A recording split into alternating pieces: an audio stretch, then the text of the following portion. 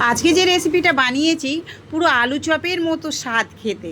চলো দেখে নিই বাঁধাকপির এই পাতা দিয়ে আলু চপের মতো রেসিপি কিভাবে বানিয়েছি। প্রথমেই বাঁধাকপিটা আমি সিদ্ধ করে নিয়েছি, নেওয়ার পরে একে একে পাতাটাকে কিন্তু দেখো ছাড়িয়ে নিয়েছি। 15 থেকে 16 মিনিট পর্যন্ত পাতাটা সিদ্ধ করে নেবে, তাহলে কিন্তু ফটাফটই উঠে আসবে। তার বেশি কিন্তু সিদ্ধ করতে যাবে না, তাহলে কিন্তু পাতাটা নরম হয়ে যাবে, গলে যাবে, কিন্তু ভালো রোল বানাতে পারবে না। তো চলো পাতাগুলো ছাড়িয়ে নিয়েছি। পাতার উপরের মোটা অংশটা কিন্তু আমি কেটে ফেলে দেবো। যত হালকা করা যায় তত প্যাকটা বেশ ভালো হয়।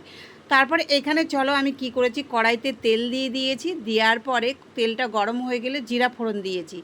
জিরা ফোড়ন দেওয়ার পরে আমি কিন্তু আদা দিয়ে দিয়েছি, রসুন দিয়ে দিয়েছি, তারপরে দিয়েছি পেঁয়াজ। পেঁয়াজটা হালকা লাল লাল ভাজা হয়ে গেলে এইবার আমি 3 রকমের ক্যাপসিকাম এখানে নিয়েছি, সবুজ, লাল আর নিয়েছি হলুদ।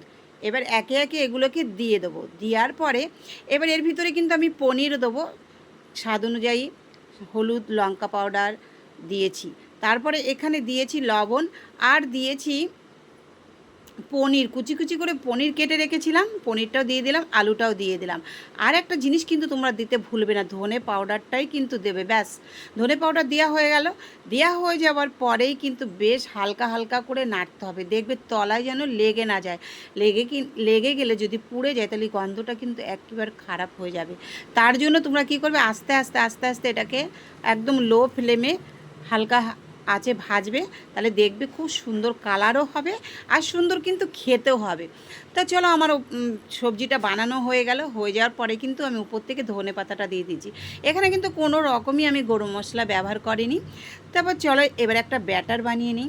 এইবার আমি এখানে দিয়ে দিয়েছি বেসন 1 বাটি, তারপরে দিয়েছি চালের গুঁড়ো ছোট কাচের বাটি 1 বাটি দিয়েছি, আর দিয়েছি কর্নফ্লাওয়ার। তারপরে দিয়েছি স্বাদ অনুযায়ী লবণ, হলুদ আর একটু জোয়ান দিয়ে এবার আমি পেস্টটা বানিয়ে নেব। বানানোর পরে বেশ কিছু সময় এটাকে আমি ভালো করে ফেটিয়ে নেব, যাতে এটা ভালো করে ফেটিয়ে নিলে আরও এই রোলটা সুবিধা হয়। এইবার দেখো আমি কি করব। এখানে কিন্তু আমি এই যে বাঁধাকপির পাতাগুলো নিয়ে নিয়েছিলাম, এর ভিতরে এইবার এই সবজি ভরা পুরটা দিয়ে দেব। দিয়ে কিন্তু এই যে এইভাবেই কিন্তু ফোল্ড করতে হবে। ফোল্ড করলে তারপরে এবার এর ভিতরে এই দেখো কত সুন্দর হয়ে গেল। এইবার এই আরও 2-3টে করে আমি তোমাদেরকে দেখাচ্ছি, দেখো একদম সঠিকভাবে দেখে নেবে। আর এত দারুণ লেগেছে না খেতে, কি বলবো। আমরা একবার বানিয়ে তো প্রথম খেলাম, এইবার ভাবছি আবার বানিয়ে খাবো। খেয়ে বেশ মজা লেগে গেল। তারপরে দেখো একে একে সব বানিয়ে ফেললাম। কড়াইতে তেল দিয়ে দেবো। দেওয়ার পরে এইবার বেসনের ভিতরে এগুলো দিয়ে বেশ মেখে নেব।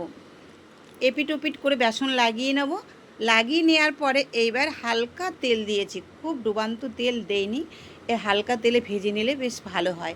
তাই হালকা তেলের উপর এবার আমি ভেজে নেব। নেওয়ার পরে এগুলো একদম কিন্তু লাল লাল করে ভাজতে হবে। যখনই দেখবে লাল লাল হয়ে গেছে তখন এটা উঠিয়ে দেবে।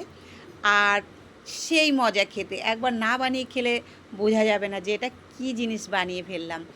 এই লাল লাল করে ভাজা হয়ে গেল, এইবার আমি উঠিয়ে নেব। দেখো দেখতেও কি সুন্দর লাগছে। আর এগুলো কিন্তু আমরা খেয়েছি কী দিয়ে সেটাও তোমাদেরকে বলবো। প্রথমে উঠিয়ে নিই তারপরে বলবো। এরকম সমস্তগুলো ভাজা হয়ে গেল, একে একে সব ভাজা হয়ে গেল। ভাজা হয়ে যাওয়ার পরে তারপরে কিন্তু এখানে আমি দিয়ে দিলাম টমেটো সস। টমেটো সস দিয়ে খেতে খুব সুন্দর লাগে। দেখো টমেটো সস পুরো ভরি ভরি খেয়েছি। আর দিয়েছি গ্রিন চিলি সস। বাহ, দারুণ।